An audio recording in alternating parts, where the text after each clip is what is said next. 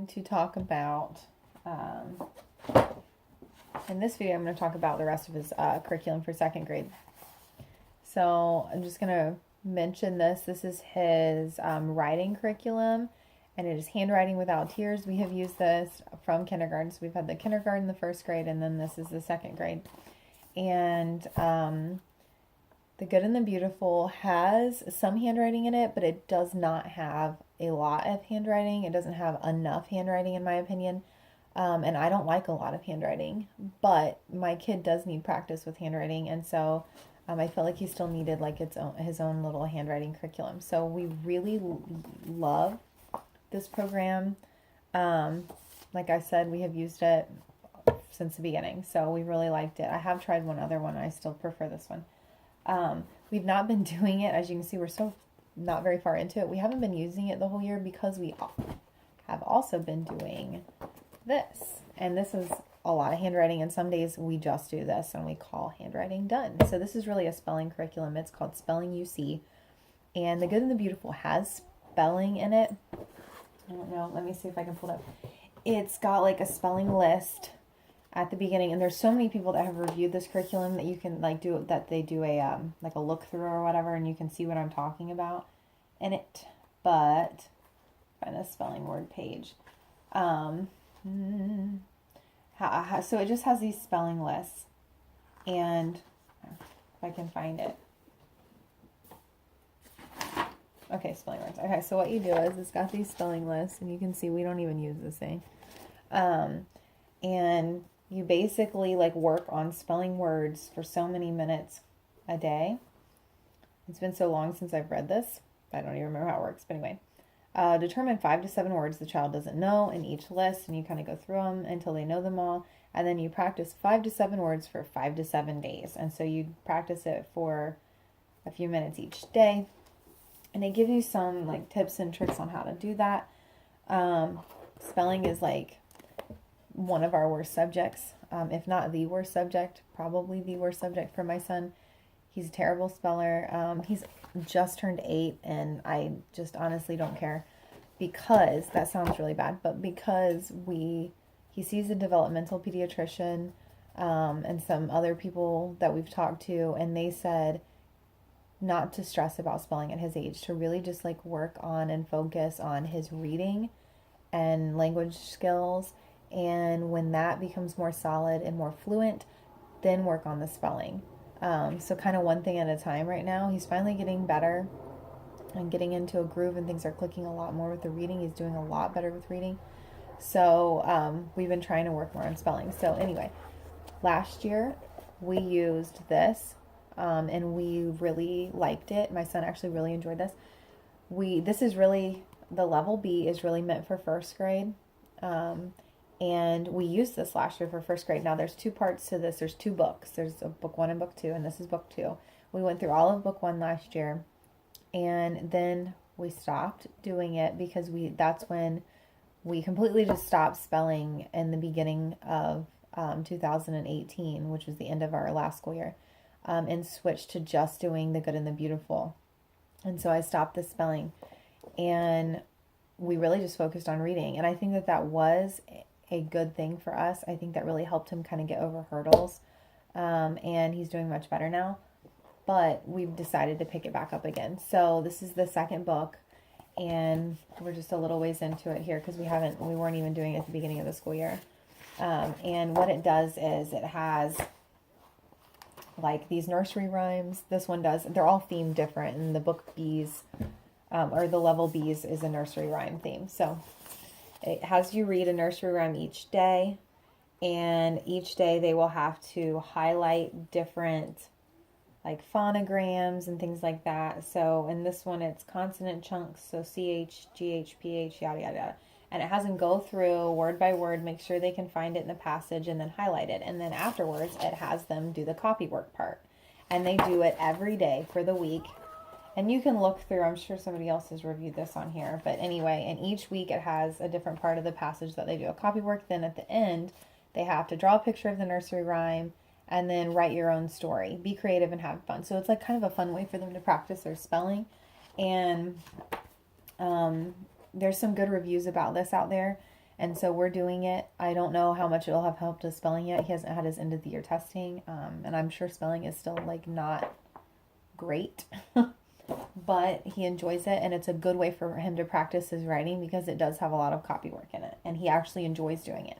So anyway, that's what we're doing for spelling writing. Also, we will move on to math. So we are using, at the beginning of this year, RightStart Math Level B. And I was recommended this. It's a very expensive curriculum. It comes with like a huge set of manipulatives that are awesome and a lot of games and that kind of thing. And it is very pricey. Now, I do think it's worth it for all of the stuff you get. Like, I can see why they price it what they do. But I was also told this, warning, it's very teacher intensive. And I knew that going into this. It's very teacher intensive. There's a lot of kind of like, it's not super open and go. There's a lot of kind of planning and stuff involved in getting stuff ready and making sure you have stuff. And there's just a lot of pieces that go to it. And it's kind of a little confusing, I feel like, in my opinion, on how the lesson book is written or whatever. I don't know. It's not and it is. I don't know. It just wasn't like my favorite layout. But I feel like it was good for us to start the year off with this. Like I said, my son is very kinesthetic. He's very hands-on. And this had a lot of manipulatives. And it does teach it in a very different way than most math curriculums teach. And I really appreciated getting a new viewpoint on math. I feel like that was really good. And now I've kind of got a different mindset on it. And that has been helpful. We used it completely as the standalone math curriculum for most of this year. Now, we did not make a ton of progress in it. It was very, very slow. My son is very much struggling with math right now. Although he's finally starting to click just after the Christmas break. I don't know why. Maybe he's just old enough now. But the beginning of the year, even using this, he was still really struggling. I will say it helped a lot on helping him memorize his addition facts to 10, like 5 plus 5 equals 10, 7 plus 3. He's got that down finally. And I think it helped him think of math, view math in a different way, which I think was helpful. So I do think it was a good purchase. We do still do it. We just don't do it since really school break and right before we kind of started doing something else. And I'm loving it. So now we did this, and it is Math Lessons for a Living Education. We had the first book last year. That is what his math was for, I can't remember, just the second half, actually, just the second half of first grade. So the first half for kindergarten and the first half of first grade, we did Math UC. And we actually tried Horizons for a while there at the beginning of first grade as well. We school year round, by the way. And kindergarten was fine for the most part, but then we were finding he wasn't actually retaining any of it, and he wasn't actually understanding the concepts of it that well, and he was just really struggling in first grade. So we tried some different stuff. Horizons was too advanced, moved too quickly, jumped around too much, wasn't enough of a, I don't know, like linear way of teaching for him. It was just too confusing. And I felt like it was just way over his head. It was doing like more advanced math than he was ready for. So anyway, that was a no-go. Then we tried back to Math UC, and it just was sucking the fun out of math, period. So then in January of last year, we switched to this. Now, we did the first book. We got it in January of last year and started it, and he finished it by the end of like May. I think he was done by May. So he flew through this program, which I was thankful for. So he wasn't technically behind. However, I really liked it, but there are parts of it I don't like at all. But anyway, but overall I liked it. He didn't love it. He didn't hate it, but he didn't love it. But I think it's because of the style of it. Has these stories, so it's like a Charlotte Mason based approach, which I love Charlotte Mason, and we kind of do a lot of that. But anyway, and so it has this story, it follows these kids, and it ties math into it. So it has, see how giant this story is. So it has this giant story at the beginning of each week. It's not every day, but it's the beginning of each week. And then the lessons throughout the week tie into the story. And it's just a lot of copy work. And it's kind of slower paced. And some people feel like it's not enough, or it's too slow paced, or it's not challenging enough, yada, yada. But for my child, it is absolutely perfect because he is very intimidated by math. However, I have learned that we just have to skip the stories. I don't really like reading through it. It bores him to death. So I kind of forced our way through it last year, except at the end I kind of started skipping them more. And this year I have not even read one story out of this book. And he's liking it so much better. And I think stuff is just naturally started clicking for him. So he's finding it a little easier and more enjoyable. So that said, again, if you are not the type of person that can just comfortably skip stuff in a curriculum that bothers you a lot, this, might not work for you. Or, maybe you would love the stories. I know so many people are like, the stories are fantastic. The kids love, learning about math in that way, or they like reading about the children in the stories and following along and tying it in, and so lovely and all that stuff. I'm lucky if I can get him to sit still long enough to get a sentence or two out. So that was just too much for us. Now, he will sit there and listen to read alouds for a long period of time. He loves books. And he will listen to an interesting read aloud. This was not interesting enough for him. Like, he sat through The Wizard of Oz. We've heard, we've done lots of read alouds, but this was just not his style. So we skip that. We just do the math portion. He gets right to it, and he's doing great with it. He's remembering it. And we're kind of flying through this, which is good because we started it late. We just started this since we did RightStart at the beginning of the year. So here we are, middle of January, and we're on lesson, I don't remember, 11 or 8. Okay, 8. We're on lesson 8. But we've only been doing it for this is our second week. So then we've just done it for 2 full weeks now. So, and I think really it's meant to do a lesson a week or something. Yeah, it has an exercise for each day. It's very, very, very slow pace. So it has a lesson, and then it has you could do 1 to 2 lessons a week. It has 4 or 5 exercises. So you could do a lesson a week. And here it has 36 weeks worth of, or 36 lessons, which would time out to be 36 weeks worth of lessons.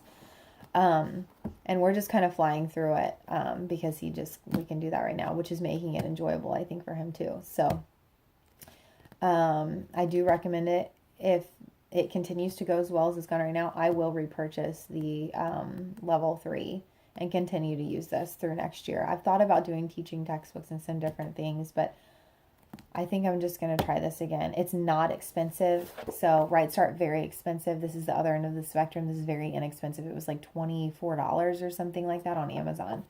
And it's complete, totally done. That's it. I want to say the RightStart was well over 100, 150, 180, might have been 200. I don't know. It was a lot. So I think I got it on sale, but even then I think it was getting close to $200 for that. That's really expensive for any curriculum, but yeah, especially a second grade curriculum. But we have all the pieces, the math games and stuff, and we can use those in the future again. So I don't regret it.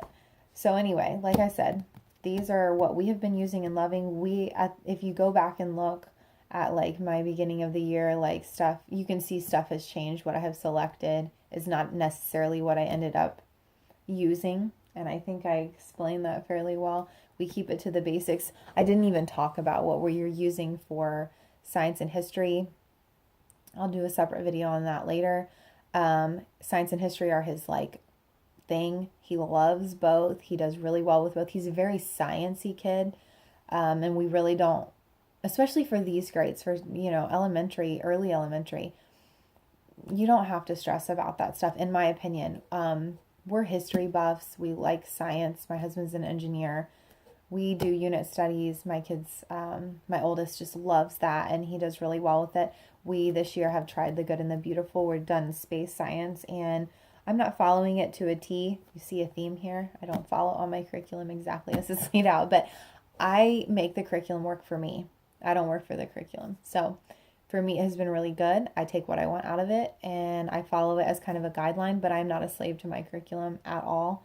And that is one of my biggest pieces of advice for new homeschoolers. Do not be like a slave to your curriculum. Just because it says it has to be done on day 23 doesn't mean it has to be done on day 23. Like, it's totally fine, or if it's not working, don't be afraid to change things up or skip a part. Especially with like the extracurriculars, have fun with it. You want your kid to enjoy it. I remember dreading science in school pretty much my entire educational career. And I love it now as a homeschool mom because it's so much more fun. And my child absolutely loves it because we can do the fun things. So make it fun and enjoyable as much as you can. Read those fun books and, just enjoy it. So that's what we're doing. Like I said, I'll make a separate video. We're absolutely loving our history right now.